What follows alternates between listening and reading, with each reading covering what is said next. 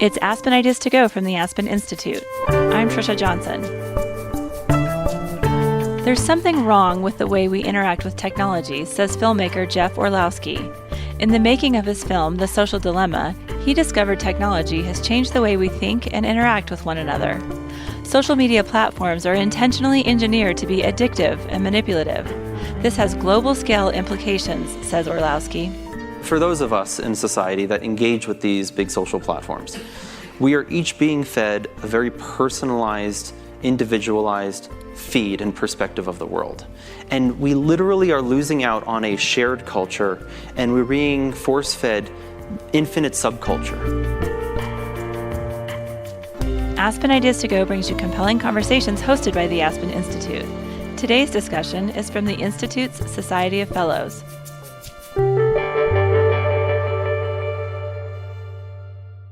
Jeff Orlowski, who runs the filmmaking company Exposure Labs, thinks about systems-level challenges in his work. His team created the films Chasing Coral and Chasing Ice about climate change. Just like a warming planet, the repercussions of technology are immense. Social media is transforming our information ecosystem and threatening democracy. In The Social Dilemma, which was released on Netflix last year, he interviewed Tristan Harris, a technology ethicist who co-founded the Center for Humane Technology. Harris is featured in the trailer. A lot of people think Google's just a search box and Facebook's just a place to see what my friends are doing. What they don't realize is there's entire teams of engineers whose job is to use your psychology against you. Just like climate change, Orlowski says the problem has solutions. It's solvable. In a conversation with Vivian Schiller, he explains why an unregulated social media landscape cannot coexist with a healthy, functioning democracy. Schiller leads Aspen Digital at the Aspen Institute. She kicks off the talk, which was held in August. I was telling Jeff, in the first part of my career, I was in documentary films for 18 years, and I cannot, it is so rare for a film to just take off, a documentary film no less, to take off like this. I feel like this film was on the tip of everybody's tongue for so long, and it really kind of changed the narrative. So why do you think it broke through? Yeah. I mean, it's not like it's not like you revealed new information that nobody had revealed before. Right. I think we've all been sensing that something's wrong with the way we interact with our technology. Right? We all know why is our posture so bad? Why are we all just spending so much time staring into this thing? It has disrupted our families, our communication, our friends. It has changed the way we relate with each other. And it does it in a way that is still oddly satisfying. So you can critique it. I can't tell you how many parents I met while making this film where it's like, oh, my kids are terrible. They're on their phone all the time. And then we're done speaking and then they're just stuck in for that equal amount. Literally right our here. Phones are both right here. I didn't want to hide it. But I need them. But I think we've all been sensing that this isn't necessarily how we want to live our lives and how we want to be, and this isn't the relationship that we want with our technology. And then it came out at a time, I also do think to give credit to our incredible team, we tried to design the film in a way that would be able to speak to a lot of different people and a lot of different audiences. So there are lots of nonfiction films where I think at the beginning we considered this as a nonfiction film that could have been wall-to-wall talking head. And I think the approach there would have worked for some audiences, but not necessarily for as many as ultimately that did watch the film. And so we really tried to work hard to figure out how do we as a team take these really, really intricate, complex ideas, distill them down to the most straightforward, simplest way that we could explain them and make them really relatable. And I think a lot of people saw themselves in the families portrayed. A lot of people felt a different relationship with their phone after seeing it. And I think our whole team is really grateful that it became a talking point, that it became something that people wanted to discuss and it resonated with people. And just added to the conversation. Yeah, I think that family was the secret sauce. Yeah. Because like you say, everybody recognizes, as a parent, you recognize yourself as someone who is addicted. I recognize myself in all of the characters at the same time, actually. And just if I can add there, the family through line wasn't even the intention that we originally were starting with. That was sort of like a byproduct from the desire for the algorithm through line. So when we had shot for many, many months, we had like a year or two's worth of footage. We had this documentary basically cut together, and we had this vision for incorporating this narrative element. And for me, the narrative element that I really wanted to elevate was the algorithms, to show what we had learned about how algorithms work. Like, I knew nothing about algorithms before going into this. And through the countless conversations with engineers around, like, no, this is what it's doing. It's as if blank. It was countless times where they were explaining to us, it's as if, imagine somebody there and they're looking at everything that you do and they're changing what they show you based on your interactions. So the real desire was to bring that to life, to anthropomorphize the algorithms. And then we had this concept to pair that. Our writer, Vicky, had the concept of pairing that with a family story. And then it was just the challenge of mapping all of that and then working those two through lines together. So how did it? So you don't, like you say, you learned about algorithms as part Yeah. of doing this film. So you're not a technologist by background. This has not been your mission. Yeah. So how did this come about?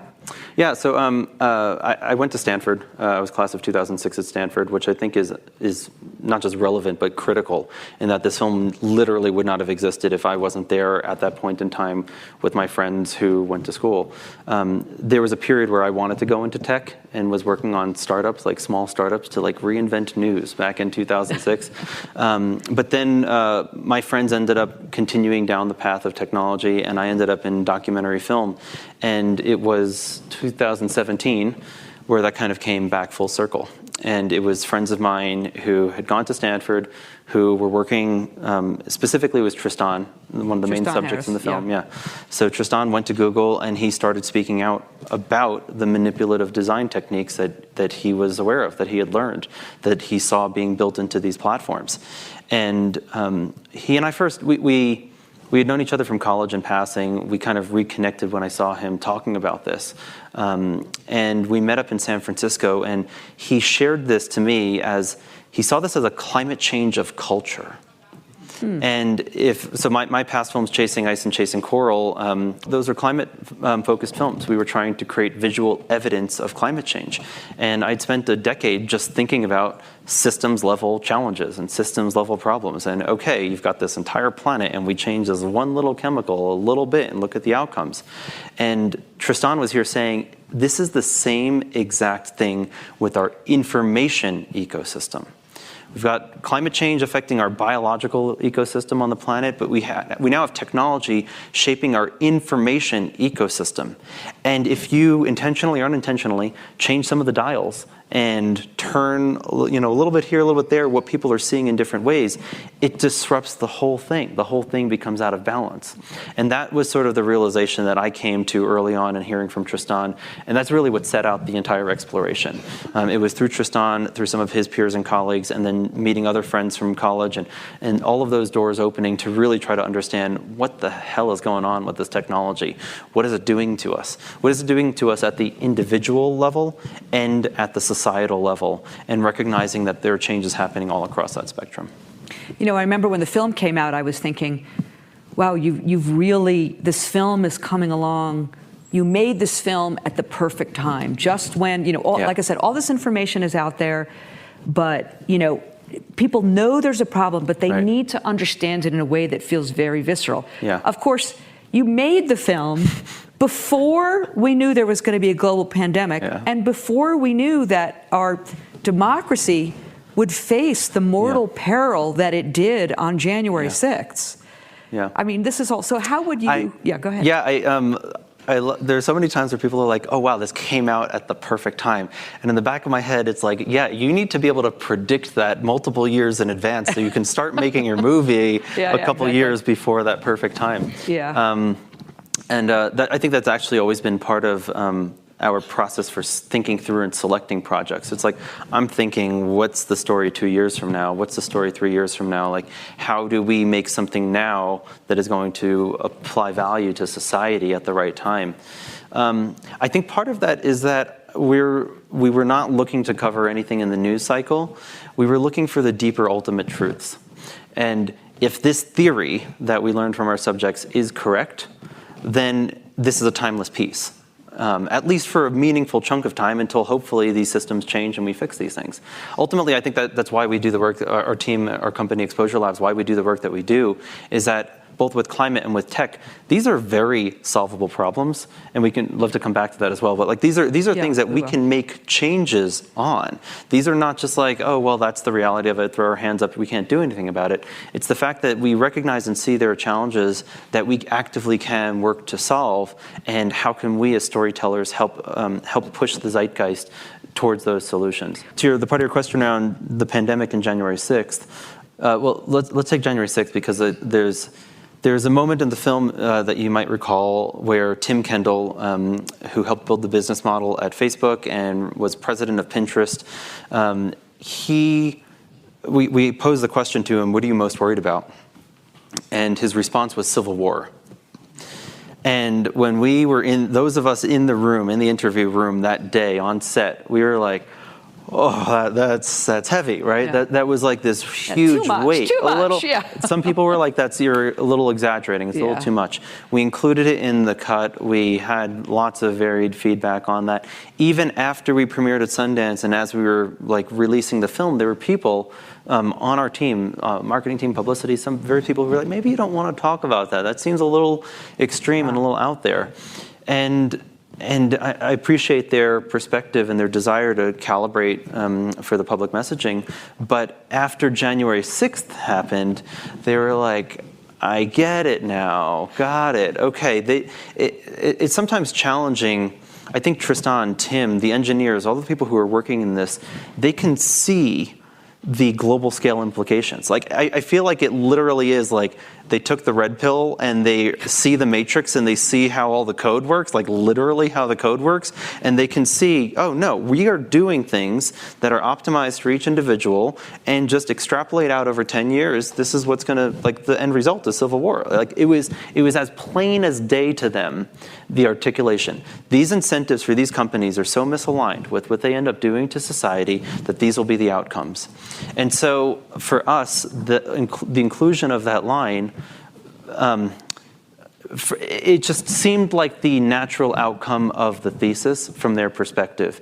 And then after January 6th happened, so many people were like, wow, it was very, ahead of the time and premonitions, et cetera. But I think it really is.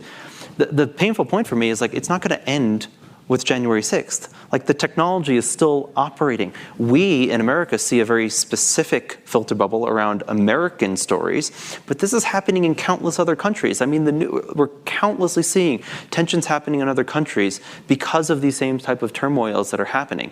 For those of us in society that engage with these big social platforms, we are each being fed a very personalized, individualized feed and perspective of the world.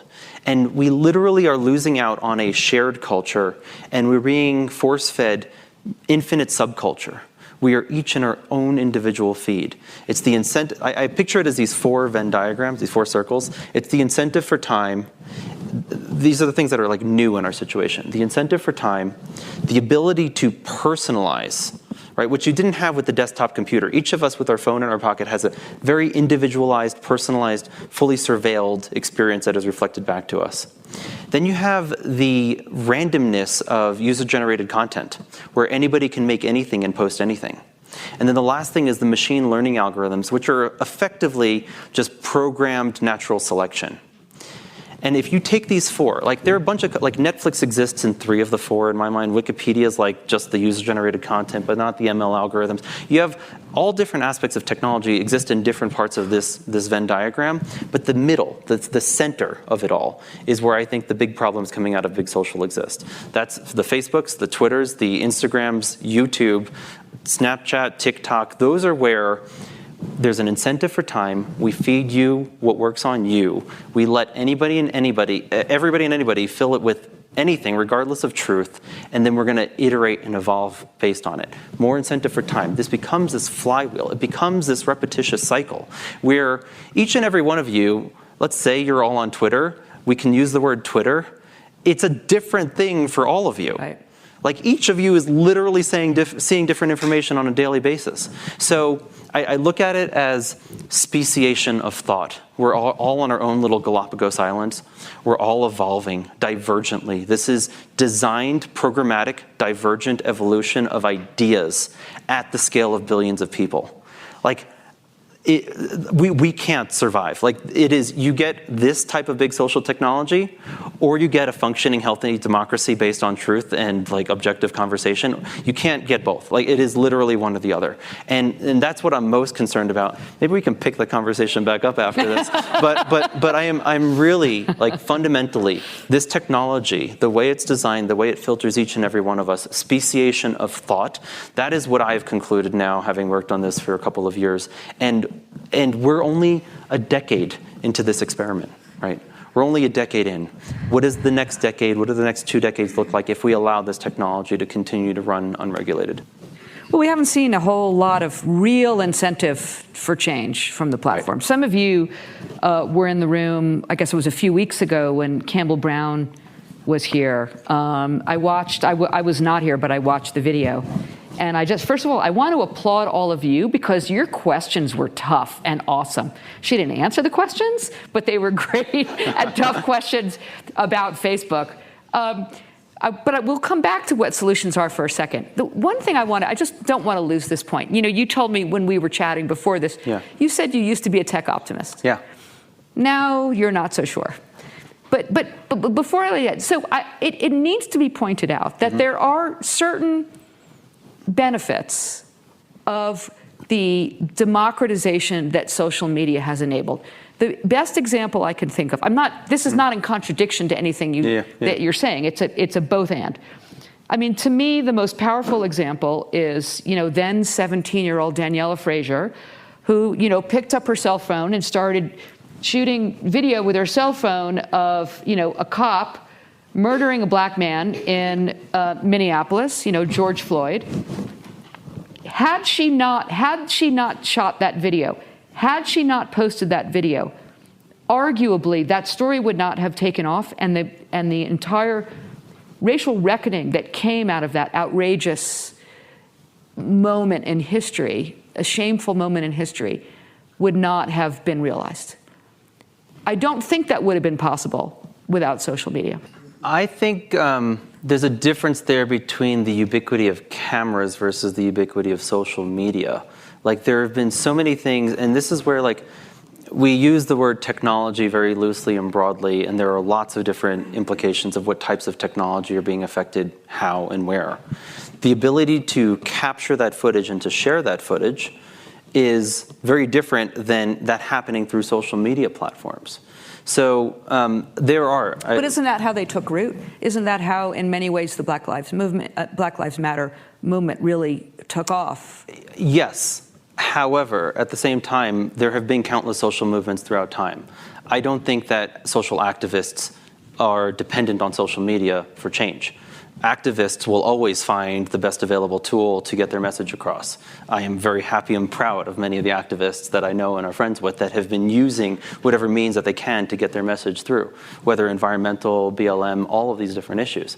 But I think the tools that we need for social change versus how we've become hamstrung by them, like what they're doing to us as a whole. It's like, yeah, we can be really proud. It's exciting that you were able to fly here on a plane today, but the fossil fuel emissions have a different societal implication. We can look at the individual momentary positive values of what comes out of technology. And this is where ultimately there's the whole conversation, like, is technology neutral, is it not neutral? But when technology is fueled through a business model that, in my mind, is exploitative and extractive, right? And this is just one person with one opinion, both with fossil fuels and with big social. The implications to society as a whole are really harmful, and I would argue net negative. And so despite the individual positive outcomes that can come, one of our interview subjects, he used this line that didn't make it into the film. There's a big difference between connection and connectivity. Right. Social media offers connectivity. not real human-to-human connection. We feel starved. Like when people are using social media and you're scrolling for hours and you feel worse at the end of it, it's not because you had access to all these people, right? It wasn't providing something that is real human connection and what we're really designed and built around and what we're striving for. That system was designed as a hack around how is it going to improve the business model for this particular company where attention is the currency, right? So the way that the system is designed right now versus the way that positive messaging and stories can get out into the world, I look at them as separate things. They become very conflated in the world of big social. The ability to connect with my friends and family versus the ability to be aware of news and information and what's going on in the world, all of this has been blended into one feed that for each and every one of us is a different ratio and a different balance based on whatever the hell works on your brain. Once again, it's like literally filling the tube with whatever content, any possible content in the entire world that anybody can make that's digitized that is some way we think it's going to work on your individual brain. That's what's being shown and represented to you, regardless of truth, regardless of accuracy, regardless of the impact that it may or may not have on your life. And so all to say, like, yes, there are positive things that come out of global connectivity, but that's different than global connection. And I hope that gets to part of your question there. No, and Facebook likes to say the algorithm is you, meaning it is your behavior, it is your individual desires as they are expressed on the platform that are giving you what you want. We're just giving you what you want. For those of you who are parents, like how many of you let your kids just have whatever they want in the grocery store? It's like, I don't know, part of me looks at it like when this notion of giving people what they want is flawed in many ways. But certainly for me personally, in my own experiences, in my own relationship with social media, I saw how I personally got so deeply sucked into a particular lens and particular perspective. There's a problem in AI, when AI engineers work and build things, called the local maximization. And over in Aspen, you can think of it as like a mountain peak, where if we're hiking up this mountain peak, we might get to the top of this peak without realizing that down the valley and up over there is a bigger peak. And a different peak that we might be more interested in. But it is locally maximized based on my interests. I feel this, Spotify is not changing the way we see and understand the world, but I have my gripes with Spotify because it just gives me the same type of music over and over and over again. And I like lots of other types of music that it never shows me and never shares.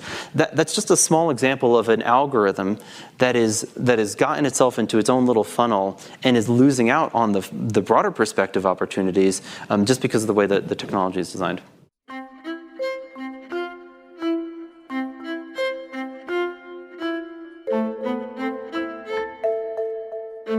Aspen Ideas To Go is rolling out a new offering delivered in short form.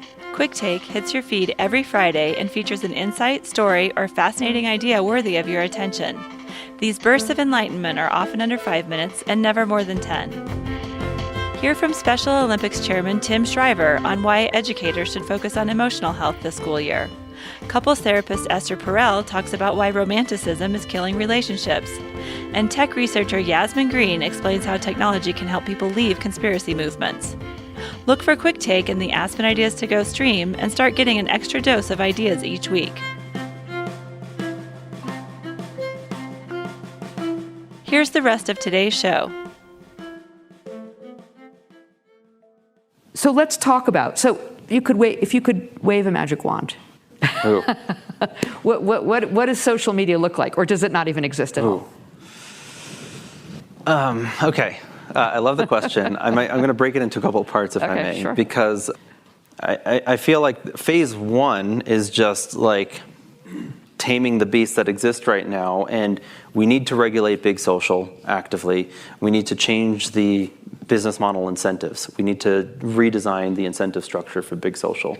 And I think those are the short-term, like immediate aspects. And there are lots of different people working on that, whether we're talking about antitrust, Section 230, lots of regulatory options there in terms of getting some sense of control there. The other side of the spectrum, like the dream scenario, imagine software that you loved using that made you feel genuinely closer and more connected with your friends and family. And I think the experience that we've all gone through with COVID has given this invitation around what exactly do I want out of my life? How exactly do I want to spend my time? Who are the people that I really genuinely care about? One of the things that we learned in the process of making the film is the concept of the Dunbar number, which is the number is 150. And this was a researcher who said that basically we evolved effectively around tribes of around 150 people. And that's all that a human being can maintain in terms of close relationships in their life. You can maintain about 150 close relationships. And if you think about that for a second, like Facebook has convinced us that we can have thousands of friends, right? Like the notion, the kind of usurping of the language, we genuinely don't have that many friends in our life. So what would it look like if you actually had software that deepened in a meaningful and tangible and powerful way the relationships with those top 150 people in your life? This is something my partner and I right now, she and I are working on building literally our Dunbar list, who's in our 150 club that we want to spend more and more time with on a regular basis. FaceTime and Zoom are technologies that we have paid for, whether you got it through your phone or you pay for a Zoom subscription, to allow you to have meaningful, long conversation with the people that you want to talk to. It's not pinging you and saying, hey, you haven't spoken to this person in 4 months. It's not nagging you, trying to just get you to spend more time on Zoom, right? That's not the business model. It's actually technology that's designed for us, for the user experience. And I think those are the questions that I have in mind. I actually believe we could have a completely rebirth of social technology. I won't call it social media. And it's not technology that's designed to milk and extract our every possible minute and waking moment so that we can see another ad for their business model. That's not serving the highest function of humanity. And so if there was technology that really was designed to, hey, your friend's lonely right now, do you want to go hang, can you give them a call? Or, hey, you guys schedule your regular weekly dinners in this time. There's so many different ways that technology could actually foster real meaningful human connection. That's what I'm hungry for. But those are not going to, and I say this sort of slightly sarcastically, those are not going to drive shareholder value. If you've looked at the earnings reports from big tech, people are just, even experienced financial analysts are calling it bonkers. So, Facebook, let's just pick on Facebook for a minute again. Their model is based on selling, on advertising, and they are a ruthlessly efficient targeted ad delivery behemoth. Right.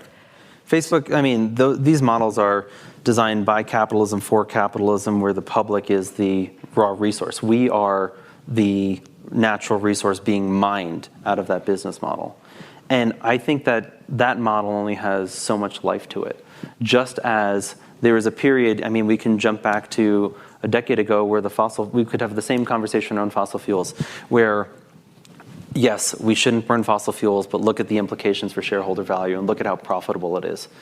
We're seeing that page turn. We're seeing that chapter turn now, where the financial viability, we're hitting the bubble on big oil, right? And so as that continues to shift, we're recognizing, wait, the way we need to run civilization as a whole isn't functional if we keep burning fossil fuels in the status quo.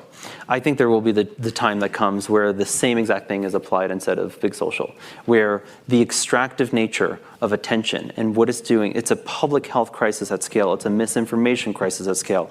You have COVID implications, you have political polarization implications, you have countless aspects of how society, the fabric of society in this country and every country around the world, is being fundamentally ripped apart by this technology.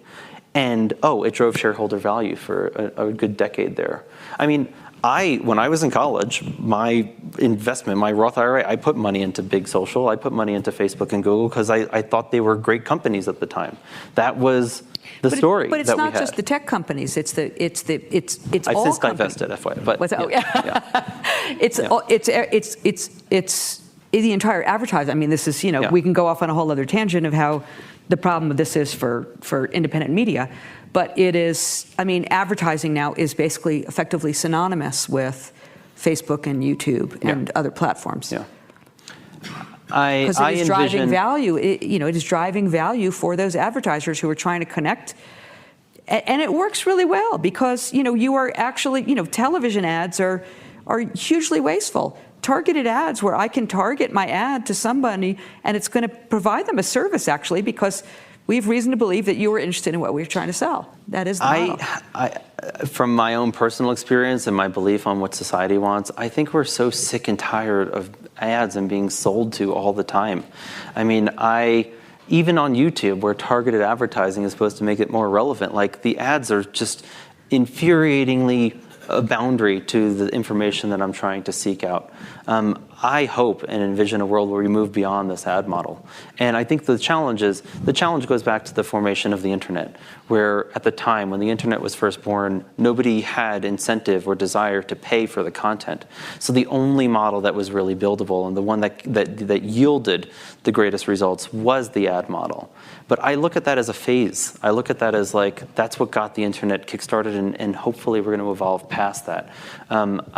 That's my take on it. So in your view, because that is fundamentally the underlying model for a Facebook or a YouTube. Right. You see no path forward there. I don't see self-regulation at the company solving it, but Twitter is talking about different business models, right? This is the thing. Twitter's different. Twitter's different, right? But then you have companies like NIFA coming out, like literally the executives from Google who said, we don't like how Google operates anymore. It's creating a new search engine where you can pay for the search engine, like $5 a month, and you get you get all the benefits of quality search without the harms of this surveillance society and civilization that we're living in. That's a new company being built from Google executives, right? That is the zeitgeist shift that I think we're entering into. And it's not going to come if Facebook and other companies dig in their heels and try to stick with it. The same analogy with fossil fuels. If a fossil fuel company considered it an energy company versus an oil company, right? They don't have to dig fossil fuels up for the business model of what we as the public want and need. We want energy, but it doesn't have to come from those methods. Those companies could have made that shift many, many years ago, moving away from fossil fuels and towards sustainable energy. I think that's the same reality that we see with social media right now. And for better or worse, I think they're going to try to milk out every possible cent that they can out of the advertising business revenue model and very slowly make these changes at the great expense of society. So where do you see hope? Is it in antitrust regulation, or we got to give some hope here? I am both very optimistic and very pessimistic, both about climate and around tech. Yeah. But unfortunately, my hope comes from a sense that things are going to get worse for quite a while, and that things are going to continue to get worse, and things will collapse, and that will force a change and a reckoning. That might be somewhat pessimistic, but in my mind, I actually see that as very optimistic. Around in the long run, we're going to be all right if we actually take the lessons from these failures and rebuild our economy and our infrastructure and our ecosystems in the way that we know are regenerative and sustainable. I think that's ultimately the big parallel here. If I can take a step back for just a second, there's a book that I just read called Braiding Sweetgrass, and the author brings this analogy in the film around nature. And if a forest gets clear cut and wiped out, first, the pioneer species come in to kind of take over. And it's a certain species that comes in and it'll be like this pioneer landscape for a period of time. But that's not sustainable. That's not actually what's going to last for that ecosystem for the long haul. So that pioneer species, that it's going to evolve and change, and then it's going to shift over time to an old growth forest with a much better balance of all the different species in that ecosystem. That is my hope for where we are as a civilization right now, both with climate and with tech, that our pioneering nature we recognize is not sustainable for how certainly 8 billion people on this planet operate.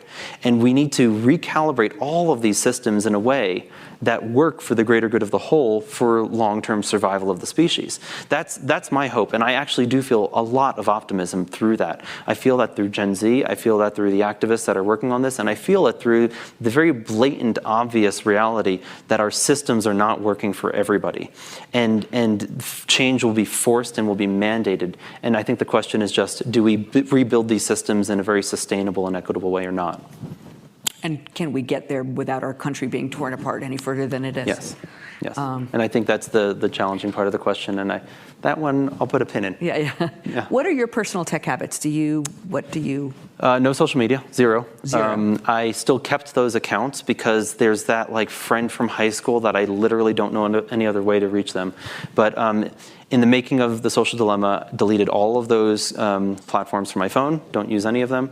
I've become so much more aware of like, when am I pinging somebody else? Because it's like, who am I to impose a message on you at 11 o'clock at night and disrupt your sleep because I just wanted to get something off my chest right now? So really rethinking my entire use of technology. When is software and when is technology actually, when am I the customer? When am I paying for it? When is it serving me? And when is it providing benefit to me? I've been actively and eagerly paying for software all across the board, media as well, but like, what can I contribute my little vote with, a subscription to say, yes, I want this. I want more of this in the world. So I'm seeking out, I really try not to use anything that's free. It's hard to not use any big tech. I mean, Google, are you not using? I don't use Google as a search engine. DuckDuckGo? I use DuckDuckGo on Brave. Yeah. Google Maps still works a lot better than Apple Maps, and I try not to use Google Maps whenever I can because I don't want that surveillance tracking built into the system. Yeah. But the function is still a lot better. So I still use Google Maps and I still use Gmail just because I haven't found a better product to migrate my whole team over to. Yeah. It's hard.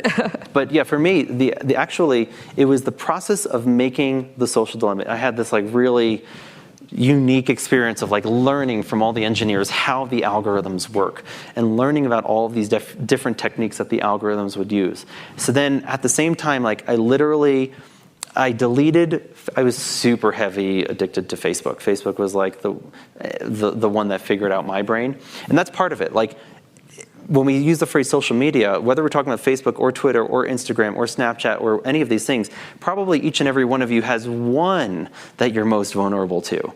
It's like, for one of my roommates, it's YouTube will suck him into hours and hours of a rabbit hole. But each of our brains works slightly differently. A 60-year-old grandparent has a different way that a little ding is going to work on you than an 8-year-old kid. And it brings up very different things in what it shows us. It's the same principle of what's going to work on your brain applied across the entire spectrum of society that is having different results if you're on the left versus if you're on the right, versus your age, versus your socioeconomic status, etc. So for me, I was learning all of that while I was making the film. And I deleted the Facebook app, but I was still logged in the browser because I still wanted to check. And then I was like trying to actively wean myself off, and then I logged myself out of the browser. I tried to swap it in with news and other information just to like fill that like desire, like that little moment of boredom where I'm like, why? Like, let me just go to my phone. And very soon after that, I started getting text messages from Facebook trying to get me to come back onto the platform. And I learned that was the resurrection algorithm. Like literally programmed into the system is my user case and how to get me to come back onto the platform. And I started to see all of the different messages and the timing and the randomness and emails that would come in just to try to get me to come back. And it was like, oh, this work colleague posted this thing. And oh, this friend of yours from college did the blah, blah, blah. And then like, oh, this family member. And I was like really good at like, discipline, not going to click, not going to go into it. Then it was like, this girl that you had a crush on in high school just posted a photo. Oh, you got me. I was like, but interestingly, it was that experience that let me see how the system was operating. And then it was like, F this, I'm done. Like, I don't want to take part in anything. And oddly, it was that awareness that made it very easy for me to then cut it cold turkey. Yeah. So I have one last question for you, and then we're going to take your questions, so I hope you have them ready. What can we, all of us, do? I mean, there's a feeling of sort of powerlessness. Yeah. You know, is it just to stop cold turkey, or which is going to be hard for people? Yeah, in a similar way, I mean, my headspace is around these systemic challenges, and with climate, you can ask that same question. Does my individual carbon footprint matter or not? My personal take on it is that we need government level, systems level change to solve these problems. And the individual actions are still important in large part to get more and more people aware of it and talking about it, right? That's the big place where individual actions make the greatest difference, is that when your individual action becomes viral in and of itself through the way that you engage with your friends and your colleagues. And the other thing too, like if you're a shareholder in some of these companies, you have shareholder pressure that you can apply. If you know policymakers, local representatives, you can put pressure on those people. Policymakers need to know that the public cares about this. We need to talk about it enough. We need to be moving on this enough. This is where I'm very excited about things like DuckDuckGo and Neeva and platforms that are, and Signal, doing big campaigns, spending real advertising dollars to say, look, the existing system is broken and we need to move past it. So for me, I think it is both at the individual and at the systemic level. We need to fight for these changes. We need to make these changes. But talking about it with your friends and family is always the easiest place to engage and to grow out from there. Great. Yeah, Signal's a real game changer. Yeah. Okay, we Signal. would like your questions. My question is a little bit odd. What would happen, and is it even doable, to pay the Russian hackers to give the opposite of everybody's feed? I don't do social media really, but if they got the opposite of what they thought they were supposed to get, what if for $5 million somebody could get to them and they just had for 2 weeks, you just were brainwashed the other way? Yeah. That's. I love the question. Creative. Very creative. There are a couple different ways I can take that, but let me start with this experience that my writer and I had at the beginning of making this film, where I gave her my Facebook feed and took her Facebook feed, and we were sitting there and we were looking at each other's phones, and it was like alternate reality through a very close friend and somebody that we had so many mutual friends we knew really, really well, same age, and it was a complete vortex of a different experience that each of us had on Facebook. So I'd really encourage that. That's one of the things that I think is a very easy, tangible thing. Do a reality swap with a friend of yours, especially if there's a friend of yours that you really disagree with politics on and you're having a really hard time talking about fill-in-the-blank issue that you're struggling with. Just say, hey, I'd love to try this thing. I know you're on Facebook all the time. I know you're on fill-in-the-blank all the time. Can we just try, swap? And I just want to see what you're seeing and I want you to see what I'm seeing. And let that experiment play out for a little bit. And you will find, oh, I didn't realize I see why you think this, because you're seeing X, Y, and Z. It's a really, really powerful tool.